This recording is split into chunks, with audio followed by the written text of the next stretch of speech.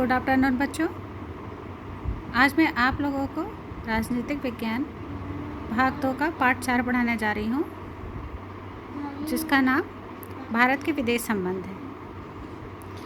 ठीक है, तो आइए शुरुआत करते हैं कि इस चैप्टर में ऐसे बहुत सारी चीज़ें हैं जो आप इस चैप्टर को पढ़ के ही समझ पाएंगे। ठीक है, लेकिन कुछ जो इम्पोर्टेंट चीज़ें हैं मैं आपको इसके बारे में बता रही हूँ। सबसे पहले दिया हुआ इंडियन नेशनल आर्मी, इसकी स्थापना कब हुई थी? दूसरे विश्व युद्ध के दौरान हुई थी। कब हुई थी एग्जैक्शन जो है आप नेट से सर्च करके देख लीजिएगा। 1942, 1939, 1945, तीनों में से यही कोई ऑप्शन होगा। इंडियन नेशनल आर्मी जो था उसके सुभाष चंद्र बोस के द्वारा गठित किया गया था। ठीक है, तो इंडियन नेशनल आर्मी की स्थापना दूसरे विश्व के तरफ के समय में हुआ था। अब विदेश नीति का अर्थ क्या है? किसी देश का अपने विदेशों अर्थात विभिन्न देशों से किसी प्रकार के संबंध रखने, यह सभी विदेश नीति के अंतर्गत आते हैं। हमारा एक देश है भारत। भारत का मतलब होता है स्वदेश, और बाकी जो दुनिया है उसको हम विदेश कहते हैं। यानी जो अन्य अलग देश है भारत से हटकर उसे विदेश कहते हैं। तो उन देशों के साथ कैसे संबंध रखना है, यही उसकी विदेश नीति होती है। कोई दोस्ताना रिश्ता रखना चाहता है, कोई युद्ध रखना चाहता है, जो भी चीज़ें हैं ये उसकी विदेश नीति में आती हैं। तो ये सारी चीज़ें जो हैं विदेश नीति में आती हैं। तो किस प्रकार से विदेशों से संबंध रखना, ये सारी चीज़ें। आगे बढ़ते हैं। 1946 से 1964 तक नेहरू जी देश के प्रधानमंत्री रहे। जवाहरलाल नेहरू जी ने विदेश मंत्री भी थे। ये जवाहरलाल नेहरू जी की विदेश नीति के 3 उद्देश्य थे। तो प्रधानमंत्री के साथ साथ ये विदेश मंत्री भी थे। हाँ, उन्होंने जो कुछ उद्देश्य दिए थे, तो मेन जो टॉपिक बनता है वो यहाँ से बनता है कि जो विदेश नीति थी जो नेहरू जी की, उसके 3 उद्देश्य क्या थे। ये क्वेश्चन अक्सर पूछा जाता है बोर्ड परीक्षा में। कठिन संघर्ष से प्राप्त संप्रभुता को बचाए रखना, यानी इतनी कठोर संघर्ष के बाद जो आज़ादी मिली थी, जो उसके बाद जो हमारी संप्रभुता उसको बचाए रखना था। दूसरा है क्षेत्रीय अखंडता को बनाए रखना।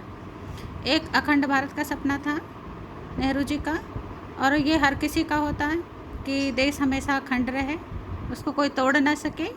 ठीक है, तो क्षेत्रीय एकता को बनाए रखना, अखंडता को बनाए रखना। ठीक है, तीसरा पॉइंट है आर्थिक विकास करना।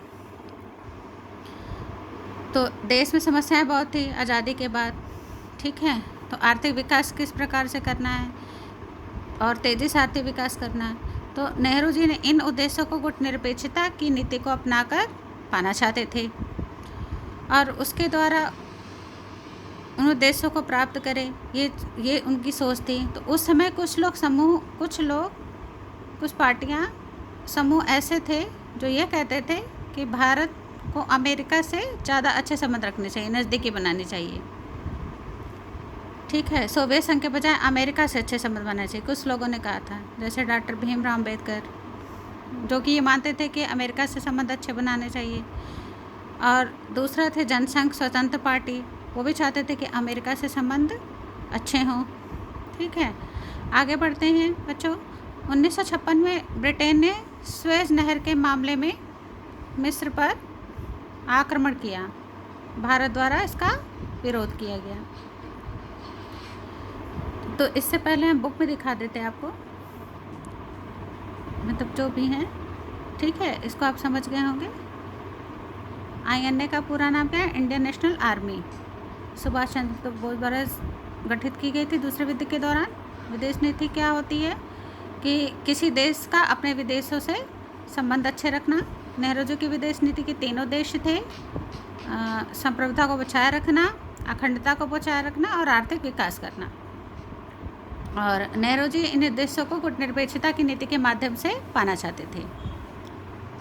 तो कुछ व्यक्ति जो चाहते थे कि सोवियत संघ की अपेक्षा अमेरिका से संबंध रखे जाएं, जिसमें डॉक्टर भीमराव अम्बेडकर थे, जनसंघ स्वतंत्र पार्टी थी। ठीक है, अब ये आपकी बुक है। ठीक है, और ये चैप्टर है आपका चौथा। अब क्या रह गया था, हम यहाँ से बताते हैं आपको।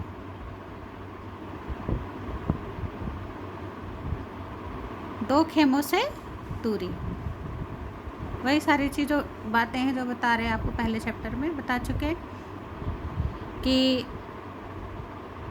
नाटो वार्सा पैक्ट, ठीक है, ये आप लोगों ने पहले चैप्टर में आपने इसके बारे में पढ़ा था, नाटो के बारे में, उत्तर अटलांटिक संधि संगठन के बारे में। ठीक है, अमेरिका ने उत्तर अटलांटिक संधि संगठन बनाया था जिसको नाटो के नाम से जाना जाता था, और सोवियत संघ ने इसके बचाव में वार्सा पैक्ट नामक संधि संगठन बनाया था। तो भारत ने गुटनिरपेक्षता की नीति को आदर्श माना था, उसने गुटनिरपेक्षता की नीति अपनाई थी ताकि कि हमको किसी के गुट में नहीं रहना है, बल्कि हमको उन गुटों से निरपेक्ष रहना है, मतलब अलग थलग रहना है।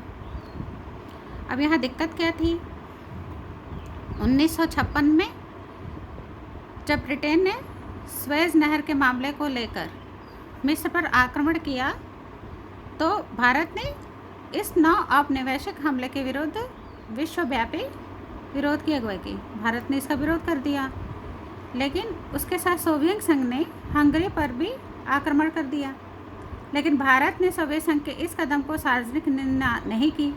ऐसी स्थिति के बावजूद कमोवेश भारत ने अंतर्राष्ट्रीय मामलों पर स्वतंत्र रवैया अपनाया। तो सोवियत संघ का विरोध नहीं कर पाए क्योंकि सोवियत संघ से अच्छी दोस्ती थी, ठीक है, लेकिन फिर भी इन मामलों को जोड़ दिया जाए तो अधिकतर मामलों में भारत ने अंतर्राष्ट्रीय हमलों पर स्वतंत्र रवैया अपनाया, यानी कि अपने आप को स्वतंत्र रखा। ठीक है, इसके बाद एक टॉपिक और बनता है कि जो पाकिस्तान जो आप जानते हो, भारत से जो एक समझौता था कि मतलब जो नाटो है, अमेरिका का संगठन था नाटो, तो उसका एक सदस्य बना हुआ था। तो यहीं से ये बातें यहाँ से अब हम नोट्स पर आते हैं। ठीक है, अब हम सेकेंड पेज पर आते हैं कि 1956 में ब्रिटेन ने स्वेज नहर के मामले में मिस्र पर आक्रमण किया था, भारत द्वारा विरोध किया गया। सोवियत संघ ने हंगरी पर आक्रमण किया और भारत ने विरोध नहीं किया। पाकिस्तान ने नाटो संगठन में शामिल होना स्वीकार किया, तब पाकिस्तान नाटो में शामिल हो गया। अमेरिका भारत से इसलिए नाराज़ था क्योंकि भारत की नज़दीकी सोवियत संघ से ज़्यादा थी। ठीक है, शीत युद्ध का दौर चल रहा था उस वक्त और सोवियत संघ से भारत के संबंध अच्छे थे, तो ज़्यादा करीब, तो इस कारण जो है अमेरिका सोवियत संघ की नज़दीकी का कारण भारत से नाराज़ था। अब आगे आते हैं एफ्रो एशियाई संगठन। एफ्रो एशियाई एकता क्या है, संगठन क्या है? नेहरू जी ने एशिया और अफ्रीका के 9 स्वतंत्र देशों के साथ संपर्क बढ़ाया कि तो इन दोनों महाद्वीपों के देशों के इन दोनों महाद्वीपों के बीच में 9 स्वतंत्र देश, यानी इसके साथ संपर्क बढ़ाना शुरू कर दिया नेहरू जी ने। तो 1947 में मार्च में ही एशियाई संबंध सम्मेलन का आयोजन किया गया। ठीक है, हमारा देश आज़ाद हुआ था 1947 में ही, तो हमारी आज़ादी से 5 महीने पहले एशियाई संबंध सम्मेलन का आयोजन किया गया था। और भारत ने इंडोनेशिया की आज़ादी के लिए प्रयास भी किया। भारत जो था हमेशा से प्रयासरत ही रहा और उपनिवेशीकरण का भी उसने समर्थन किया था भारत ने। और 1949 में भारत ने इंडोनेशिया की आज़ादी के समर्थन में भी एक अंतर्राष्ट्रीय सम्मेलन किया और साउथ अफ्रीका में रंग भेद का विरोध भी किया। ठीक है, तो शुरू से ही भारत ने संघर्ष किया और समर्थन भी किया औपनिवेशीकरण का, रंग भेद की नीति का भी विरोध किया। ठीक है, जहाँ गोरा काला का भेद हो। ठीक है, अब आगे बढ़ते हैं। तो इंडोनेशिया के आज़ादी के संगठन के राष्ट्रीय सम्मेलन किया था। ठीक है, 1949 में 1949 में भारत ने इंडोनेशिया आज़ादी के समर्थन का राष्ट्रीय सम्मेलन कराया। भारत ने उपनिवेशीकरण की प्रक्रिया का समर्थन भी किया, साउथ अफ्रीका में जारी रंग भेद का विरोध किया, इंडोनेशिया के शहर बांडुक में एफ्रो एशियाई सम्मेलन 1955 का आयोजन भी किया। तो सबसे पहले जो है इंडोनेशिया में शहर बांडुक में एफ्रो एशियाई सम्मेलन 1955 का आयोजन किया गया था, ठीक है। और इसी सम्मेलन में गुटनिरपेक्ष आंदोलन की नींव डाली गई। तो इंडोनेशिया में एक शहर है बांडुक और वहीं पे यह आयोजन किया गया था। और सबसे पहले इसी सम्मेलन में गुटनिरपेक्ष नीति की आंदोलन की नींव डाली गई थी। तो पहला सम्मेलन जो हुआ था वो 1961 में बेलग्रेड में हुआ, ठीक है। तो बच्चों ये चीज़ समझ में आई रही होगी आप लोगों को। अब जो अफ्रीका के 9 स्वतंत्र देश थे उनमें दोस्ती हुई, ठीक है। भारत इस मंच पे काफ़ी जो है फेमस हुआ, प्रसिद्ध हुआ गुटनिरपेक्ष नीति को लेके। लोगों ने इनकी गुटनिरपेक्ष नीति का काफ़ी समर्थन भी किया, ठीक है। तो उस समय 25 सदस्य बढ़ चुके थे। अब आगे बढ़ते हैं। चीन के साथ शांति और संघर्ष। तो चीन के साथ भारत का संघर्ष था, वो हमारा पड़ोसी देश है, तो हमेशा से ही संघर्ष रहा। अभी भी देख रहे हो यही स्थिति है कि भारत से चीन के साथ संघर्ष होता रहा है, ठीक है। एक टाइम पर ऐसा था कि चीन हमारा दोस्त था, ठीक है। तो चीन में जब क्रांति हुई, कांग्रेस पार्टी की मान्यता देने वालों के भारत देश पर तो आशंका थी इन लोगों को, ठीक है। आने वर्षों में तो हम ये भी आशंका था कि चीन आने वाले वर्षों में हमारे ऊपर हमला भी कर सकता है। और आज के वर्तमान समय में देखो तो स्थिति वही बनी हुई है, ठीक है। नेहरू जी जबकि कुछ और सोचते थे, वो चाहते थे कि किसी भी देश से हमारी कोई ऐसी जो है युद्ध की नीति ना बने, ज़्यादा से ज़्यादा हमारा आर्थिक विकास हो, ठीक है। अब पंचशील समझौता हुआ कि भारत और चीन के बीच नेहरू जी और चाओ एन लाई दोनों ने मिलकर जो है पंचशील समझौता किया, ठीक है। और भारत और चीन के बीच हुआ था, ठीक है, पंचशील समझौता। भारत से नेहरू जी थे और चीन से चाओ एन लाई। और ये समझौता कब हुआ था? 29 अप्रैल 1954 को समझौता हुआ था, ठीक है।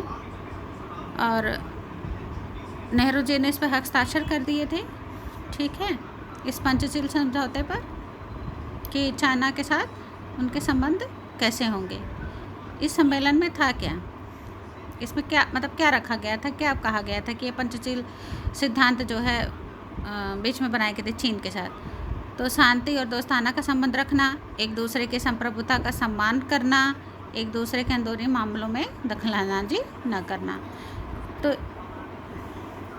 तो आपको ये याद रखना है कि ये कब हुआ था और किसके बीच हुआ था। अब चीन का आक्रमण, ठीक है, चीन का आक्रमण कब हुआ था? 1962 में। विवाद के मुद्दे क्या थे? जम्मू कश्मीर के लद्दाख वाले इलाके पर चीन का दावा, अक्साई चीन, ठीक है। पंचशील समझौता होने के बाद चीन ने हम पर आक्रमण कर दिया था। तो क्यों किया? तो ये इसका जवाब यही है, यही विवाद बना हुआ था कि जम्मू कश्मीर के लद्दाख वाले इलाके पर चीन का दावा था, ठीक है, अपना बताता था उसे, उस इलाके को वो चीन अपना बताता था, ठीक है। अक्साई चीन के नाम से कहा जाता था उसको। तो एक तरफ से देखा जाए तो ये हमारा कश्मीर है, लेकिन चाइना जो है उसको अपना बनाता है, अपना मतलब उसको हासिल करना चाहता है, ठीक है। अब अरुणाचल प्रदेश का नेफा पर भी चीन का दावा है, ठीक है, चीन उसको अपना बताता है। तीसरा जो कारण था दलाई लामा को भारत के में शरण देने का विरोध, कि दलाई लामा को भारत में शरण क्यों दिया गया, ठीक। तो भारत ने क्या किया था कि दलाई लामा को शरण दे दी थी, तो इसका भी विरोध हुआ। तो इसी सारी चीज़ों को लेकर चीन ने बाद में 1962 में आक्रमण कर दिया था, ठीक है। अब ये आपका पहला नोट्स है, ठीक है। अब ये पार्ट 1